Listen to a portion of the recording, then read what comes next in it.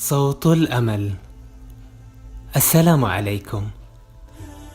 كمقدمة بسيطة تعريفية عني، وقبل أن أبدأ حديثي، أنا لست من عشاق القهوة الساخنة، ولا أحب الأماكن المضاءة بالإضاءة الخافتة.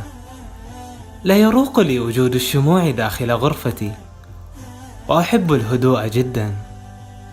لست صاحبة مكتب ولا وظيفة عالية، أنا ما زلت طالبة، ما زلت رفيقة مقاعد العلم، ما زلت أحاول الإمساك بخيوط النجاح، أبذل وأسير نحو بقاع الضوء بخطى متمايلة، أشد على يد نفسي وأقيم اعوجاجها.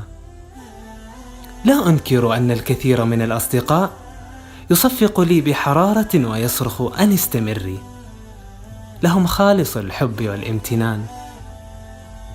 لنتعمق فيما أريد قوله. إن القوة الذاتية والهمة الداخلية ومنافذ الأمل التي تكمن بداخلك هي الدافع الأول نحو كل مرام.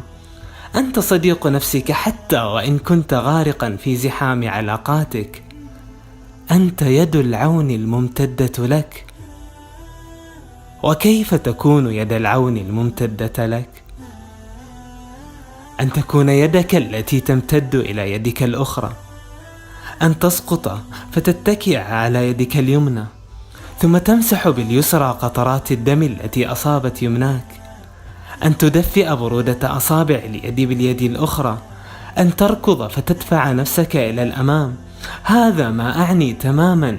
يجب عليك أن تنصت لتسمع صوت الأمل فيك، أنت لنفسك وأنت صديق نجاحك. حين تصل إلى ما كنت تحلم، قف أمام الجمهور الذي صفق لك، وصفق لنفسك وقل: أنا سعيد لأني هنا ولأني أنا. أذكر بأن أغلب مواقف حياتي التي أحزنتني كثيرا كنت أنا مستشارتي النفسية والاجتماعية. لم أتكئ على أحد ولم أقل بأني هزمت أبدا. لا أتذكر بأني أقمت حدادا على أمر ما. كان الله معي قبل كل شيء، ثم كنت مع نفسي. ولن أنكر أو أغفل هذا الأمر، أني كنت وما زلت أفرغ ما في قلبي في مسامع أصحابي، وأجد منهم الكثير من التوجيه، وأشكر من هنا قلوبهم الطيبة الدافئة. لكن أنا التي حملت نفسي إلى ما أنا عليه الآن. حلمي وآرائي وكل شيء كان من عقد الخيوط التي صنعتها، وما زلت أسير. وكلما تقدمت شعرت أني أزاحم ذرات الهواء بوجودي بينها، أدفعها وأسير. لم تعد تدفعني كسابق أيامي.